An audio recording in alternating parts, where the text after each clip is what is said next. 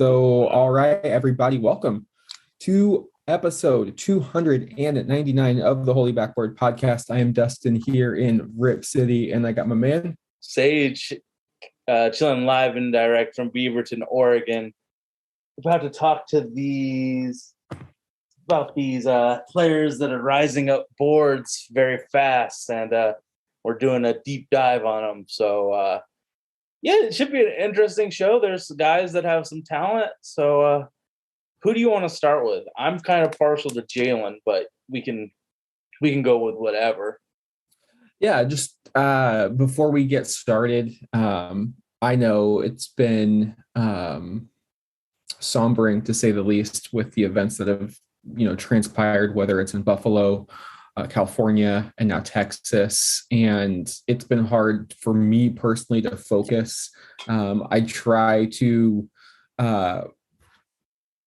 balance how much information I'm receiving from the events versus not going into overload mode. And, I want to be informed, but I also want to be able to function as well. And just as the details keep coming out, it's been difficult. It was difficult this morning, especially. And I put on, a live cam of some sea otters from the Monterey Bay Aquarium, watched a little bit of Jake LaRavia, who we'll be talking about later. And, it took a while, but it was nice to just kind of get away. And I hope for all of our listeners who are enjoying our content, maybe tuning into the show, if this is a 30 to 45 minute reprieve for you, we're here for you. This is kind of what we're doing. This helps us pass the time. I enjoy, spending my nights, scouting these prospects, putting notes, and just like not thinking for a bit. I think it's healthy to just put a balance on what you're able to consume. At least that's worked for me. So for all of our listeners out there, it is difficult to record this show right now, given the importance of everything else going on, but it is also important for at least my mental health. And so that's what I wanted to start the show with first and foremost, because there are a lot of people that I have my thoughts on right now, but it is nice to just talk some draft. It's coming up. I believe we only have a couple more episodes before the actual draft. And as you mentioned, Sage, this is going to be 4 prospects that we have seen since the start of our recordings in January kind of come out of nowhere, maybe even surprised they're declaring for this draft. And as of, a month or two ago, starting to make their way up into that first round.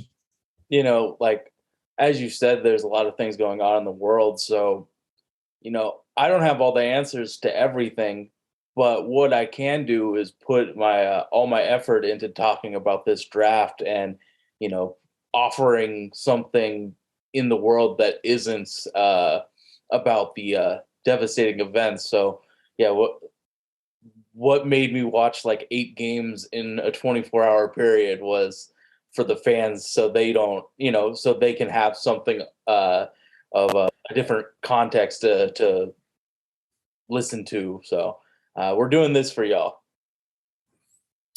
And let's get it started with a relative unknown, at least for me, up until probably a month or so ago. You started to hear his name. It is Jalen Williams from the West Coast Conference, Santa Clara University.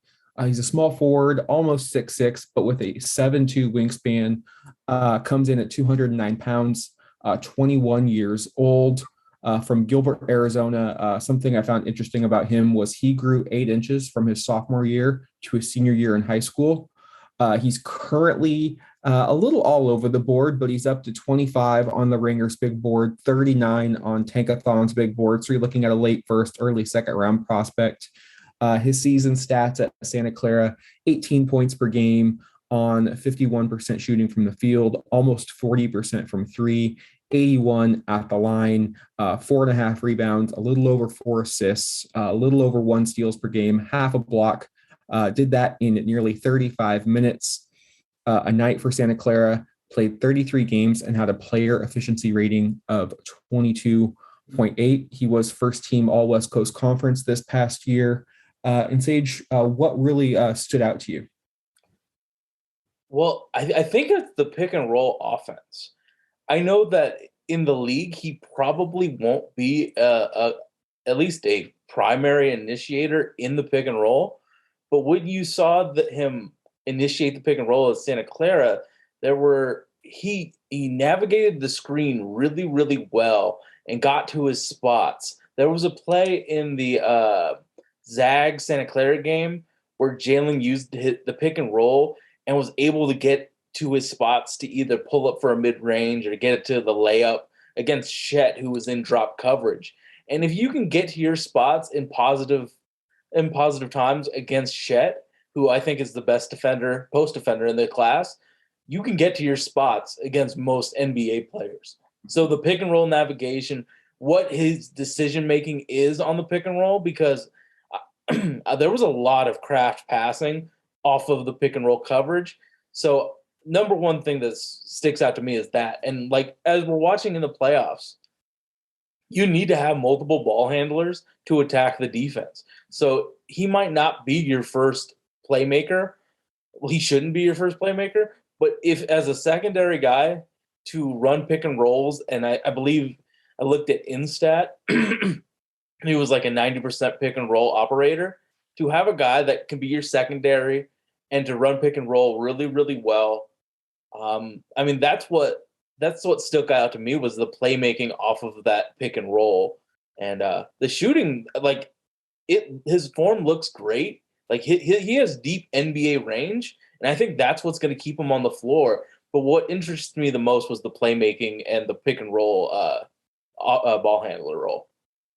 Yeah, I like the variety of passes out of the pick and roll, the pocket pass. He has a hook pass, the lob. He can do the bounce. He can throw it off of one hand. So definitely has some secondary playmaking potential. I agree with you. I don't think you're going to see him do that as frequently in the NBA as he did at Santa Clara. It seemed like he was really their primary option and shouldered a lot of offensive usage for the Broncos. I noticed his jump shot was beautiful, but I wanted to see more clips of him shooting the ball. But it is tough when you are scouting prospects at a mid-major who don't really have the talent level of a Duke or Carolina. You don't have other players that can set him up and see how he works off ball. So how does he shoot off of movement? I know I don't project him to be an isolation scorer. He struggled in the clips that I saw getting separation against Gonzaga and St. Mary's. He's really not overly athletic. Struggles to finish at the rim. He had his potential game-winning shot blocked against St. Mary's Logan Johnson, and Logan's only 6'2", so he doesn't really have a lot of explosiveness. I don't know what he's going to project at the next level more than just maybe a catch-and-shoot scorer. But you can see the smarts are there. You can see the feel for the game is there. I like players who progress, and he definitely has made leaps and bounds from his freshman to sophomore to now his junior campaign, where he's probably going to be taken in the first round. I kind of feel the same way about him as I do guys like EJ Liddell or Keegan Murray. I don't think there's high bust potential there. I just don't think the ceiling is super high either. I think he's a high floor player. So if you're a franchise that's looking to round out your bench, looking for a solid contributor from day one, I would really consider taking a player like Jalen Williams. I think he's got the wingspan that you want. Especially, I think size is coming back into the NBA, so I like him better as a big 2 than a small 3. Yeah, I like that too. I'm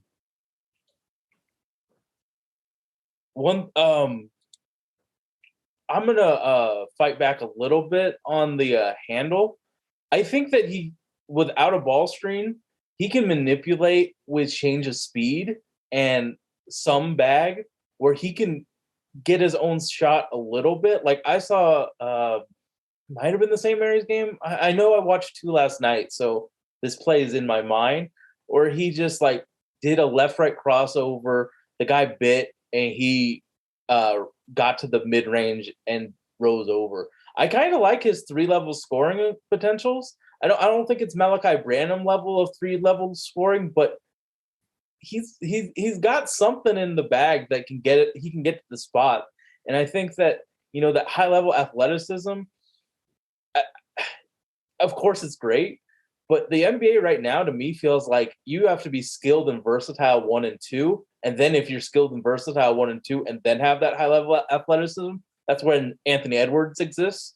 So I think that he can get to his spots, but did you notice anything on defense with the Clips? Because in the St. Mary's game that I watched, Kuzi tried to drive baseline, and this was like maybe I actually might have put it the 16th minute into the second half. Kuzi drove baseline, and Jalen helped, dug out of Kuzi, ripped it, and took it the other way. So there's definitely some defensive potential with him. And I really like his awareness as an off-ball defender. I don't think he'll ever be an on-ball guy because the top-tier athleticism isn't really there. But like the way that he attacked the help side defense and was able to rip it from legitimately a pretty damn good point guard in Kuzi, it shows that he has some potential as a defender on an off-ball. And if he can get to a program where they can help him develop all the other things defensively, I think that he can be a legitimately positive off-ball defender in the league. Yeah, and it's also hard to gauge his defensive ability given how much he was shouldering on offense too, totally. right? Like he's not going to have the energy to play both ends, but hopefully with a lower load offensively in the NBA, he can be more of a aware player on the other side of the floor. But I agree, I wouldn't project him to be a menace on ball, like the foot speed, the lateral quickness. It's just not there. And those are things you have to have. Like smarts can only take you so far on defense when it comes to being an on-ball defender, but he does have great length. He does have high basketball intelligence. So he could, tip balls, play the passing lanes, kind of roam around and just kind of be a little bit of a disruptor when teams aren't trying to go one-on-one against him. Yeah. I don't even think he'll get picked. Like, as you've looked in the playoffs, they love picking on players defensively. I don't think he's going to get picked on like some other players that we'll be talking about. Like, I think he won't be a menace, but he won't be a negative. Like he'll be on the, if he's hot, he's going to be on the floor in those important minutes of the game. So I like what he can provide, but it really, if he can shoot it, he's going to be on the floor. Yeah, and it's tough. This draft is loaded with wing players who I happen to like a lot more. I think if this was maybe an average draft class, he's probably sneaking into the teens. But because of how loaded it is at the 2 and the 3, he's probably going to fall into the mid 20s. So that's kind of where I see him, where I have him. I wouldn't have a problem with the team taking him in the mid to late 20s there. Is there a team that just screams great fit for Jalen Williams? I mean, I don't know if there's a team off the top of my head. I think you want him to go to a veteran team. I think, like I mentioned off the jump, he needs to go to a team that is looking to contend right now. They have a spot, 8th or 9th man off the bench. If he can play the Cam Johnson role as a rookie, like what Cam Johnson played in Phoenix, basically he didn't fuck up, hit his open shots, and wasn't a sieve on defense. Now, Cam turned into a really good defensive player and an automatic shooter. Like if he can have that type of career arc, that's fabulous. So I think you look at a team who is ready to win right now, like the Suns. I think he would be great on any team that's trying to win. I don't know if it makes a lot of sense to bring in a ready-made rookie for a team like the Thunder, who are so far away. So it's just got to be a team that needs to win now, needs a day one contributor, and can have a superstar around him that can get him some open looks. Yeah, I was thinking like the Heat or, this team isn't competing, but I think the coach makes it so it's a great fit. But I would love to see what he can do with Greg Popovich. Just have him be off the bench, be that secondary playmaker with one of the Joneses. That's the point guard. I don't know. Jones.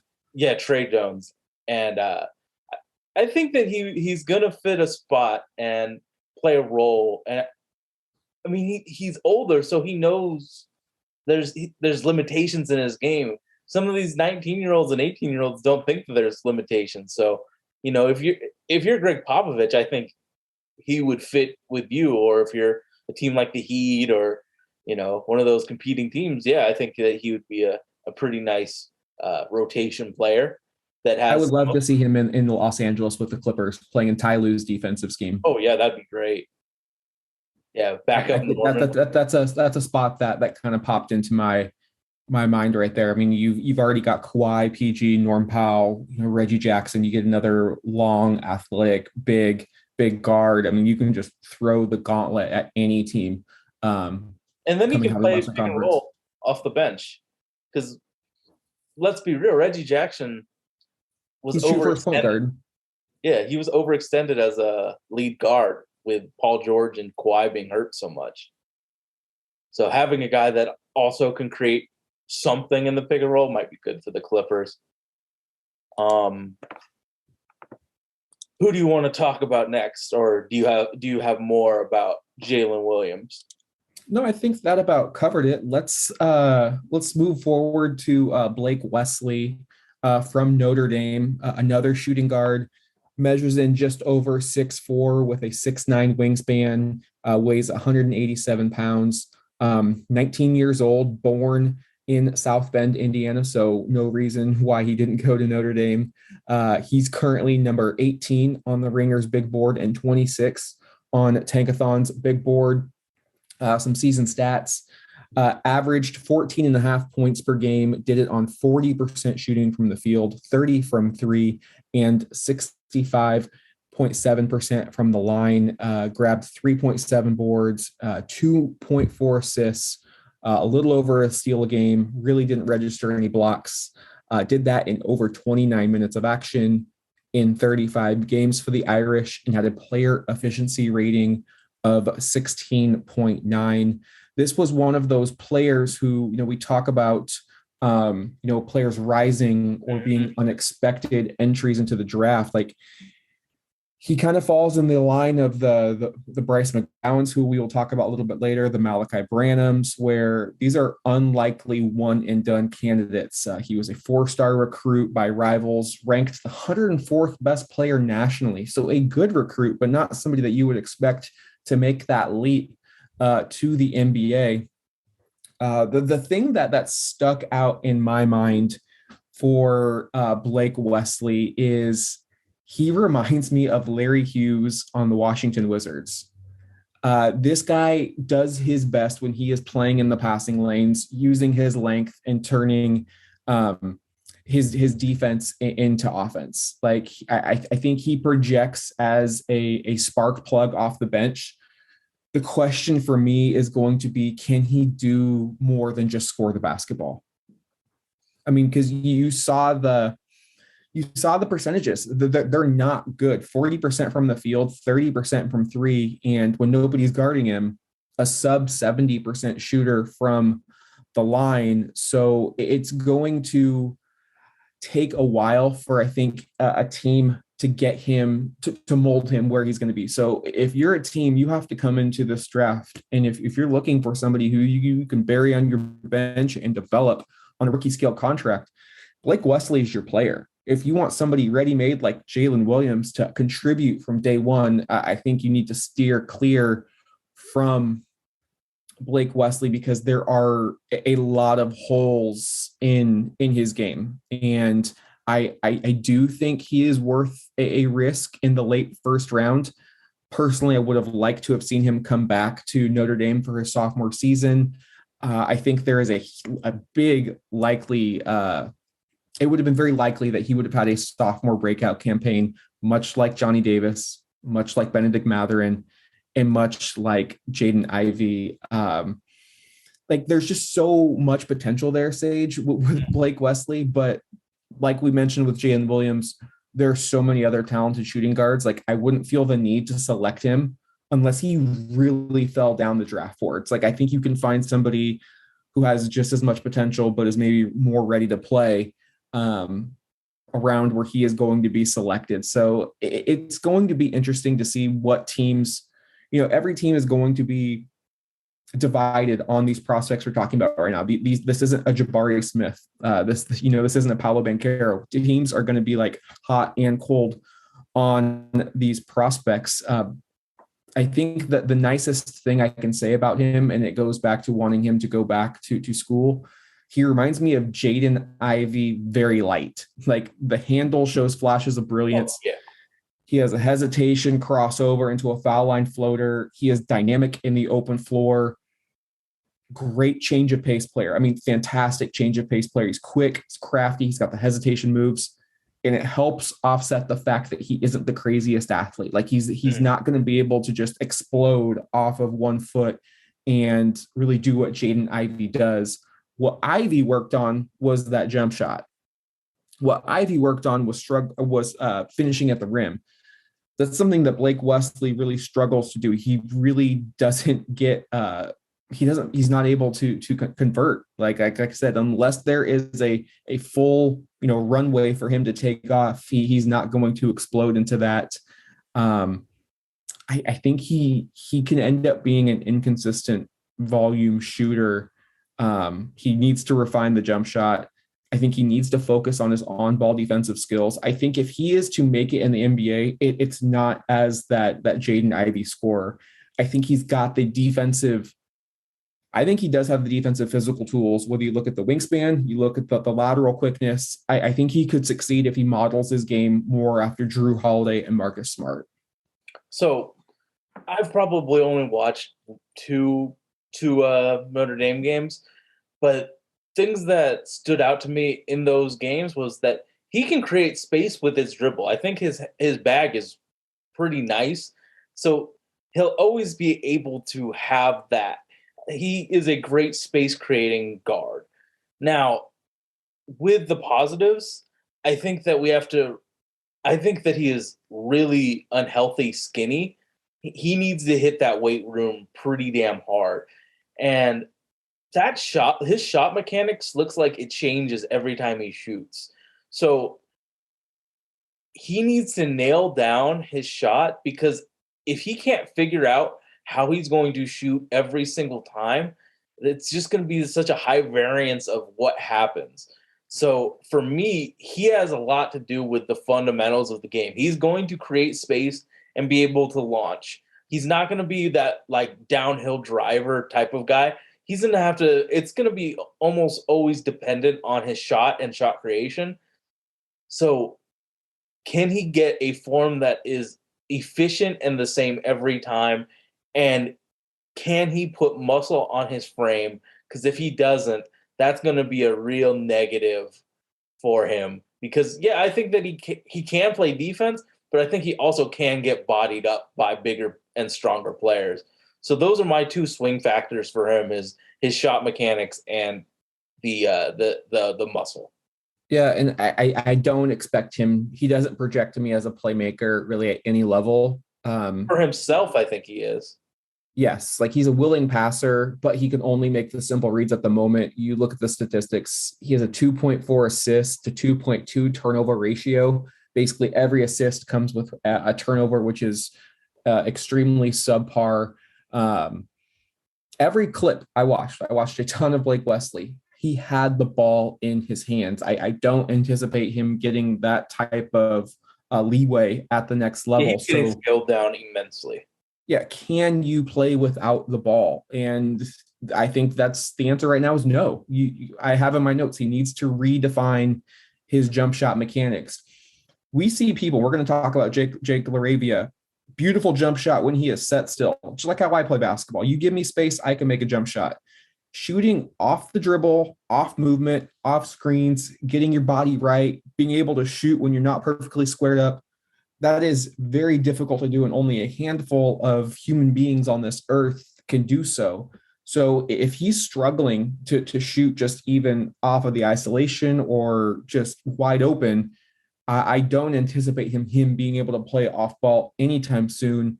So again, this is a player that is probably 2 years away from probably sniffing their rotation. So if you can afford that, if you're a team that's absolutely loaded and you're just looking to kind of invest in your farm system, I think Blake Wesley is the player to do so. But if you need a ready contributor from day one, I don't know how it makes sense. I would say for all of the potential, I am worried about a prospect who projects to be a scorer. The percentages were awful at Notre Dame. The sub 70% at the free throw line is very worrisome. Like that translates and projects out more than the 3-point shooting does. If you're a good free throw shooter, you tend to be able to shoot the NBA three. The college three is nothing more than a mid-range jump shot at the next level. So it's interesting that we're finally talking about prospects who we're not really in love with. We've done all of these episodes since January. I think there's probably the two Duke players who I'm not infatuated with. I know you're not infatuated with Keegan Murray, but for the most part, we found really good in almost every prospect we've talked about and be like, yeah, this will be a solid prospect. And now we start getting into these late first round players. And it's like, okay, now reality is starting to set in. This is why they are a late first round prospect.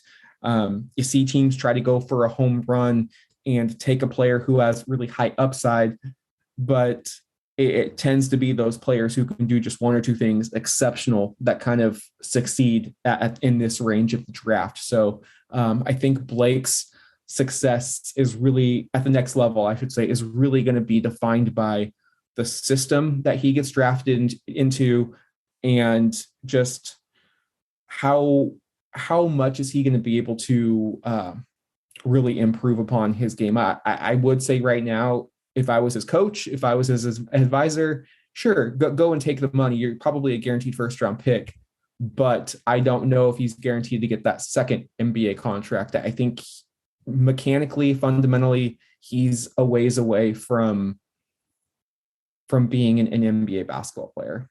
I think he has to he has to depend on his craft. Like the way CJ McCollum developed all of those counters, CJ's bag, though, coming out of Lehigh was still exceptional. So yes, he got to an elite level, but CJ's bag at Lehigh was like, I think, leaps and bounds above where Blake's is right now. I mean, yes, CJ's bag is bigger, but I think Blake Wesley can do things with the ball that are special, but he has to develop all of those craft layup packages because he's not going to have that top tier athleticism to go downhill and dunk it on somebody. So he's going to have to develop that floater. He's going to have to develop all of those craft shots that CJ is taking. So I think when we talked last week about Ryan Rollins and him needing to develop those craft finishes, I think Ryan has more leeway to be a player without the craft finishes that Blake needs them, and it would be nice for Ryan to have. So Ryan can shoot the basketball too. Yeah. So you were talking about Blake's bag, and that's great, but like he's not able to shoot off of that. So it's like he's the more I talk about him, the more I'm like, God damn, he is a long ways away from, I think, being at the next level. So no, I would have told him to stay and for a few years, but I mean, I'm worried about his body too. Just he's really, really skinny. So yeah, that there's a lot to worry about when it comes to Blake Wesley. He only weighs like 10 pounds lighter than Chet, though. Yeah, I mean, Chet has a problem too. It's obvious that Chet has a problem with his weight, but as a guard, you're gonna have to get abused by, like, could you imagine what happens when Drew Holiday defends him or Marcus Smart or one of those guys that is strong? They're just bullying him. Like, if he has the ball, they're just gonna push him to half court and it's gonna be over for him. So yeah, I think he has to develop his body as well as his shot mechanics. All right, let's move on to Jake LaRavia. He is from Wake Forest, junior, small forward, 6'8", with a 6'9.5" wingspan. 227 pounds, 20 years old, will be 21 in November, from Indianapolis, Indiana. Some season stats for Jake: averaged 14.6 points, did it on 56% shooting from the field, over 38% from three, nearly 78% from the line, pulled down over 6.5 rebounds, handed out over 3.5 assists, a block a game, 1.5 steals per game.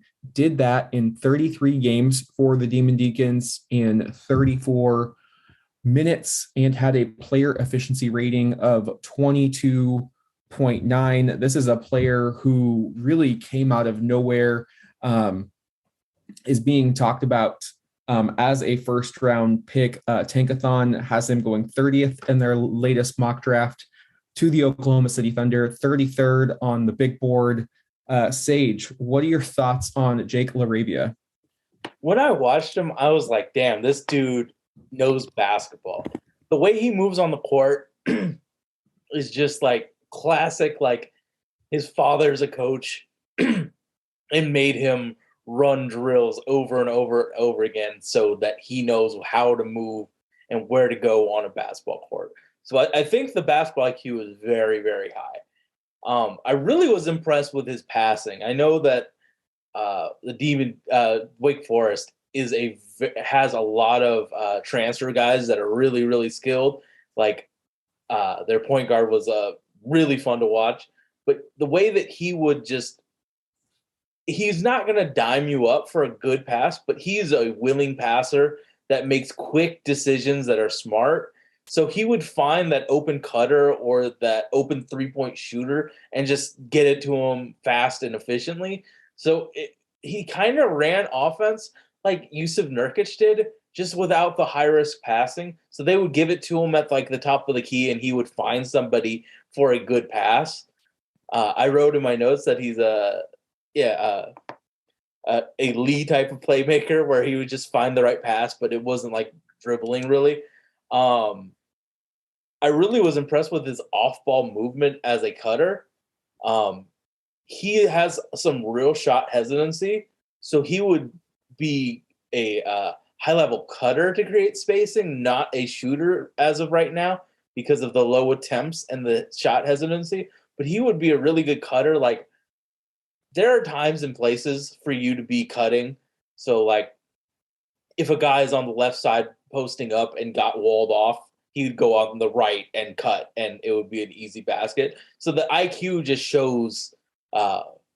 shines brightly in those scenarios where he can use his cutting and scoring ability in the post. So I like what he can do as a cutter, but I think where he is explosive is in the transition game on offense, where he's comfortable dribbling up the ball and finding the right player. I think that at this stage of his game, he's more of a transition offensive player than he is a half-court offensive player. And that has some issues of its own where, you know, he has to be moving to be effective. But in transition, he's pretty damn explosive, finding the right player, getting to the lane himself. So I like that in his game, but obviously it's a half-court game when it gets to important ball. So the three-point shooting is a humongous swing skill. If he gets confident enough to launch, I think that could add something to his game. But really what Jake is a really good defensive player where he's kind of a Stocks guy. Stocks is steals and blocks. So he's going to do the momentum play. And he's pretty damn good at it, where he gets steals out of nowhere, where he gets blocks out of nowhere, and then sparks it so he can do his transition offense. So one thing that I noticed, I watched the Duke game, and I watched the wrong Duke game where he wasn't good, and he was just getting abused by Paulo. And that's fine. Paulo is probably the most gifted offensive player in this draft. But what made me nervous for Jake as a defender, he got blown by AJ multiple times. AJ ISO'd him, took him to the rack. There were got scored on. Plenty of clips where Brady Manick from North Carolina, Syracuse, like Buddy Boeheim, like I agree with you. I do think he tries on defense. I think he's an intelligent player. You He worried just about his moves so athleticism? slow laterally. He doesn't have a wingspan. Like his arms are almost the same size. Like he only has a 6'9" wingspan and he's 6'8". So he doesn't really have that extra length to make up for if he's, gets a step or two behind. So I don't know defensively if he's going to be able to play In the in those bubble. crunch minutes. I don't think he will. No, like if we're looking at Jake LaRavia, I don't see a first round player to be perfectly honest. I think he's a nice mid to late second round prospect. Honestly, reminds me a lot of another mid to late second round prospect the Blazers took. Another Jake. He reminds me of Jake Layman, who was really good. Jake has way more athleticism, though. Yes, Jake Layman does. But they both excelled cutting off ball. When you got Jake Layman open, he had a beautiful jump shot, just like Jake LaRavia does. And I think that's where he projects. If he's going to make a roster spot, he's going to have to be a knockdown, catch and shoot scorer on offense. The jump shot is gorgeous when he is set. Everything else was really a struggle for him offensively. Even at the collegiate level, he's taking his time, and then he's, going into a back down, and he's just dribbling the seconds off the shot clock. That's not going to happen for him. He's not going to have that type of usage or role at the next level. Struggling to get by the Brady Mannix, Brady Mannix, of the world. He can't really shoot off the dribble or off movement. I think his ideal role is playing alongside a superstar whose gravity pulls defenders away from him, and he can just boom, boom, boom, knock down those open shots, like a Davis Bertans type of scorer, where it's like, okay, just don't you can't leave this guy open. Like it benefits the superstar and it benefits Jake. And if he's able to have that, I think he could become a rotational player. But I'm not even sold on that, just because the defense worries me at that level. We're looking at a player at Miami, Duncan Robinson, an elite shooter off of not only the catch and shoot, but off screens, off the dribble. I mean, he's just one of the best shooters in the world. He can't defend, and he's only getting time for the Heat because they're having, injury issues to Tyler Hero, and Kyle Lowry can't play basketball right now. So if Duncan Robinson is struggling in the postseason, that's why I would be very hesitant to give a 4-year contract to Jake LaRavia. I agree with everything you said, Sage. I do think he's an incredibly intelligent basketball player, but in today's NBA, I don't know if he's getting minutes for you in the postseason. No, he's absolutely not getting you. And honestly, if he's graded out as the 30th or 33rd best player, I would rather roll the dice on a player like Drew Timme at 59 than take Jake LaRavia. And that's because I think Timme, Timme's got 4 or 5 inches on wingspan on LaRavia. If he's able. And he has a much better touch. And he's not much better touch. He's got a feel for the game. Like I would roll the dice on him at 59 rather than spend a first round pick on LaRavia. Like that's like I think he's a fantastic European basketball player. Like there's nothing wrong with that. There is nothing wrong with being a fantastic European basketball player. A great basketball player, but I almost go back to the Caleb Swanigan, argument. Like just so smart, does everything you want, but like athletically at that next level, you have to hit some benchmarks as an athlete to play in the yes, and he doesn't. No, but yeah, like the 2 biggest swing skills for him is his athleticism and his shooting. So if you can't do the 2 most important things, play defense and shoot, it's going to be really hard for him to make a rotation spot. The IQ is going to keep him playing basketball for a while, but he has to develop something. Yeah, I really wish he went for a senior year, but he's not going to get any more athletic, and he's probably not going to do. That's the thing. It's like if he can get a first round contract, you have to go, because, like you said, he's not going to get. I mean, he probably shined in those drills in the combine, and people got excited, but Those are combine players. Yeah, well, and just look at it. Like, if I'm underwhelmed by watching 3 or 4 games of him, it should. If he shines in one part of the game in combine, that's great. But the game is so much different, and it's so much more telling. You can hide not being a good shooter. You can hide not being athletic for, a workout. But when you're getting ISO'd against AJ Griffin, or you're just getting your shit blown up by Paulo, that's more telling than just dominating combine players that probably aren't as good as you. So if Dalen Terry's 40 on Tankathon and Jake's a first, I don't know how that's. Yeah. I don't know what we're missing on Dalen Terry, but he feels like he should be in their 20s to be. Yes, absolutely.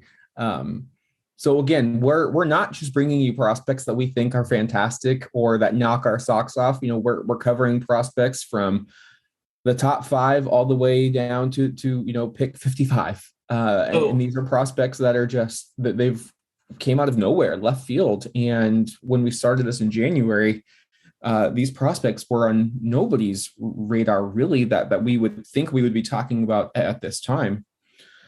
Anything left on Jake before we move to our final prospect stage? I have a question. Rank the 3 guys that we've talked about thus far. The 3 guys we've talked about so far, I would say Jalen Williams, Blake Wesley, and Jake LaRavia. Is there a huge gap between Jalen and Blake? Very small gap between those two, but large gap between Wesley and LaRavia. Okay, because I haven't put Jalen in my board yet, but he would be in the 20s. I don't think Blake's in my first round. So I think, honestly, Blake and Jake it's a small bit of separation, but I would say it's a pretty big separation from Blake and Jalen. All right, let's talk about this 4th guy, somebody that I told you would hate.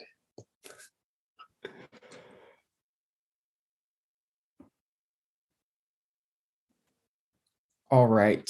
Last but not least is Bryce McGowens from the University of Nebraska, shooting guard, 6'6.5", with a almost 6'9" wingspan. Someone who weighs even less than Blake Wesley, 181 pounds, 19 years old, will turn 20 in November, from Pendleton, South Carolina.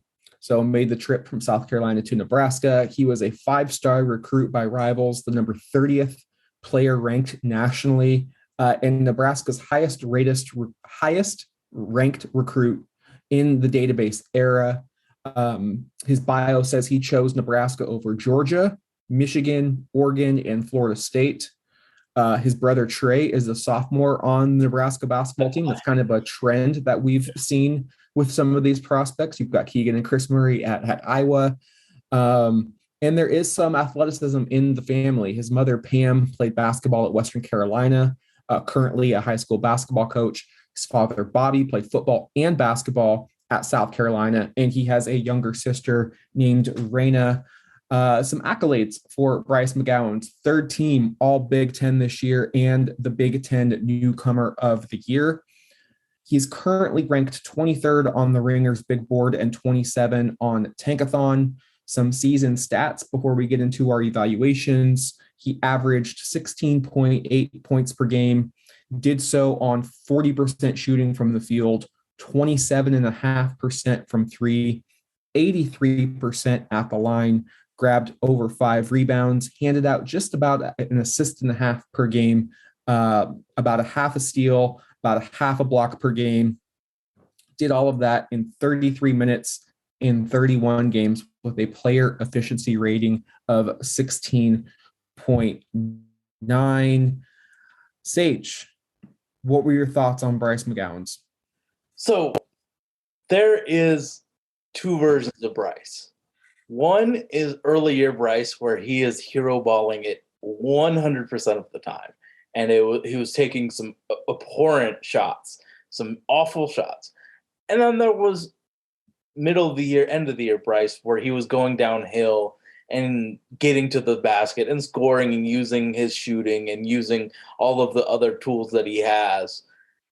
And I got to give him props for changing his game completely from somebody that I don't think in today's game is that worthy of being in the NBA as a hero ball guy that takes just Kobe Bryant level shots when he was just going for his and missing, and then changing it to a guy that attacks the offense and is a good offensive player. So I want to give him props for at least acknowledging that hero ball isn't the way to play when you're trying to get evaluated for the NBA. So I want to give him props on that. I think that he is a good offensive player when he isn't in the hero ball mind state. He has shown some ability to be an on-ball and off-ball scorer, where I don't think Blake Wesley has a chance of being an off-ball guy. Bryce, because of his shooting ability, can be an off-ball scorer. He ran off screens really well. I think he's a lethal shooter and is slithery when he gets to the basket. So he actually has some finishing crafts. But I know if you watched any early season Bryce, you absolutely hated him. But what did you think of his offensive game? Hated it. I know you would. I do not like this prospect at all, to be blunt. I watched, clips from early, middle to late, and yeah, there was a bit of a change, but I still think that the chucker tendency is there. You're looking at a player who had the ultimate green light at Nebraska. They were 4-16 in conference, tied with Minnesota for the worst record in the Big Ten. And it's putting up solid stats on teams that don't win with a high usage. I don't really like how that translates. I really believe, like a lot of these prospects we've talked about, he could have used another year or two of collegiate basketball. He's raw. I don't think he looked 6'6" on the court, and that could be due to his slim frame. Yeah, he's a skinny. Skinny. I think he needs to add weight because he's just not good with contact. He struggles to finish around the rim. He loves throwing up these awkward, scooping, difficult type of layups. Just from what I've seen, he's not going to be a playmaker or a passer. Like, with all of that usage, he really had tunnel vision quite a bit. There was a game against Rutgers. He had 2 chances to win it, and he took 2 terrible contested layups that came nowhere close to finding the bottom of the net, and his team lost that game. Yes, I do think there is some potential there, but like with some of these other prospects, I think he's maybe the furthest away. And I say that because the jump shot needs a lot of work mechanically. It's a slow release. He drops it down to his chest to gain momentum before going up. He's got that ball placement in the front of his face. And I just don't think those mechanics allow for consistency when you're moving off ball or off of the dribble. I think with the Blake Wesley, there's potential, but it's a wait and see, and it has to be in the right system. So what about Bryce's ability to get to the free throw line and manufacture points off that? Because I remember that was very interesting. I was watching all of these clips, and it's like highlight of him getting to the free throw line, and I'm like, that's just not going to work in the NBA. They reminded me exactly of Jared Bayless Summer League, where everyone is hyped. This dude was, Summer League MVP, getting to the line like 18 times a game. I'm like, fuck yeah, this dude rules. He's not going to get these calls at the next level. Jared Bayless to me is the exact comparison I would give to him. Bayless had a very inconsistent jump shot. He was pretty athletic, but he had the most tunnel vision of maybe any tunnel vision player, a young guard that I can remember at least for the Portland Trailblazers. I fucking loved Jerry Bayless too. I had the blinders on for him, but it didn't work out because he could never add anything else to his game. So he tends to drive right into the defenders. He did average over 6 free throws a game. So he was getting the calls at that level, but we've seen NBA officials, you have to earn their respect to get the calls. I just don't feel like he's going to get those type of calls at the next level. Like, he may develop a James Harden like tendency to, bait and trick the officials into these calls, but I would be surprised if that is something that you can bank on. But yeah, I agree that was a standout for him at Nebraska. I don't think that's something that translates. It certainly didn't translate for Jared Bayless. Like, I again watched him in summer league parade to that free throw line, and he tried to do the same things once the regular season started and the whistles were swallowed.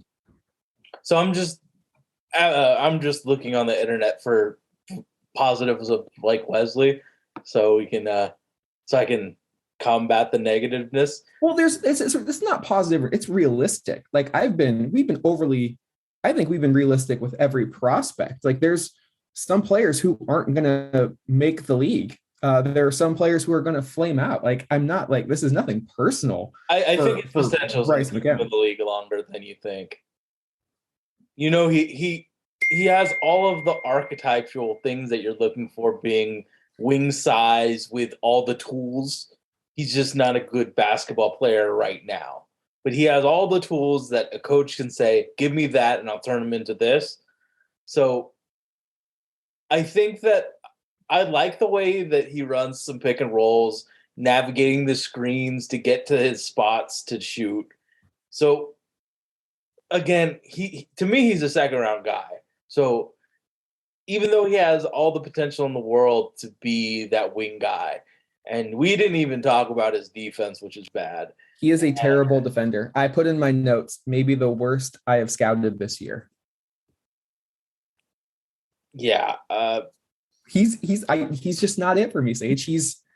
I have him one spot ahead of Jake LaRavia on my big board, and it's because he's a freshman and he something may happen in the right system. I think Jake's pretty much tapped out, but I think that he has more. I would steer clear.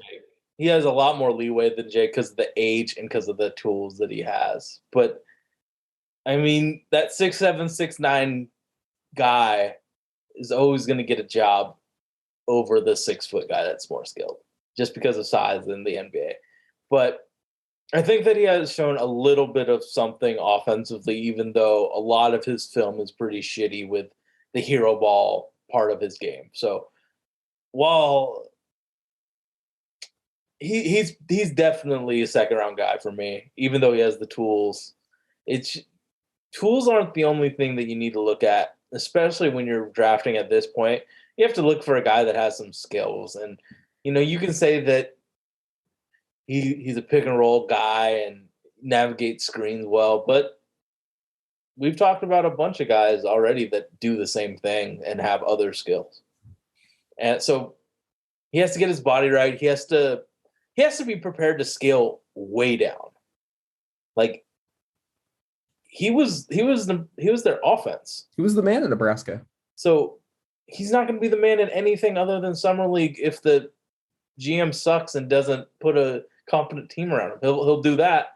But once he comes into the league with NBA guys, like, could you imagine him trying to pull this shit with LeBron or Damian Lillard? It ain't happening, Captain. Like, come on, bro.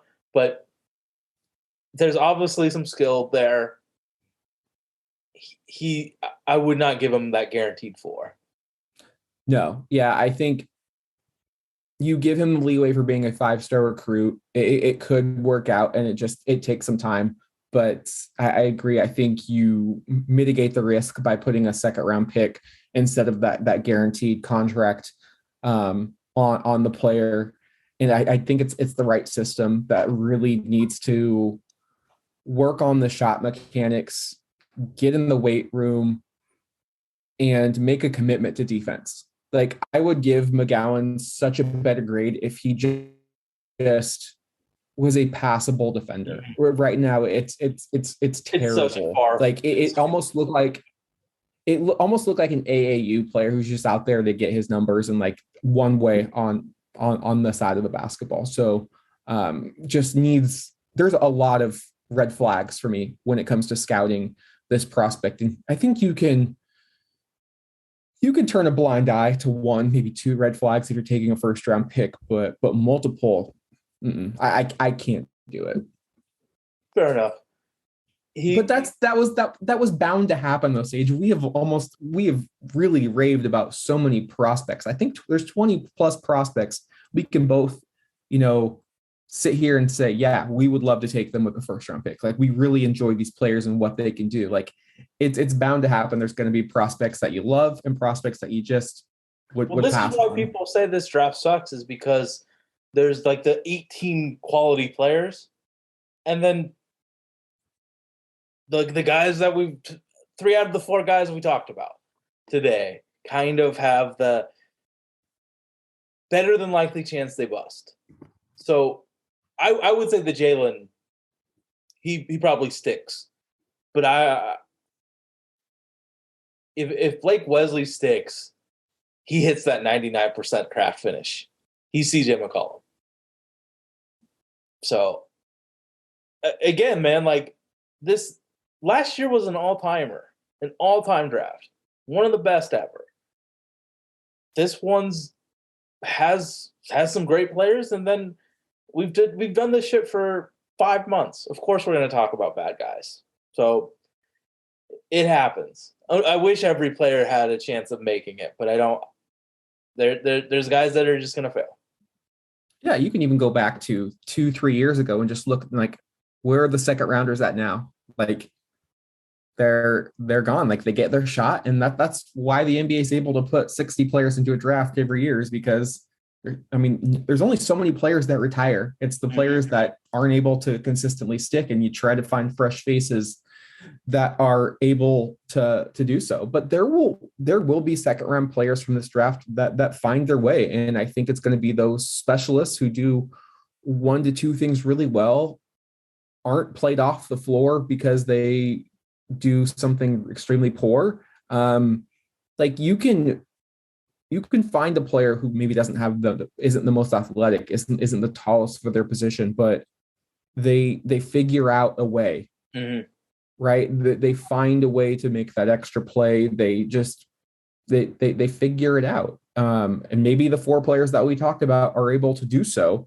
But that's why this is just an evaluation process. It's just something that we're looking at with our own eyes. And it's like, I'm not going to sit here and say that I'm the most comprehensive evaluator out there. Like I'm just some of the players like this, these aren't just single episodes. We're trying to cram 4 players into one. So, I'm going to give a shout out. There's a couple of YouTube channels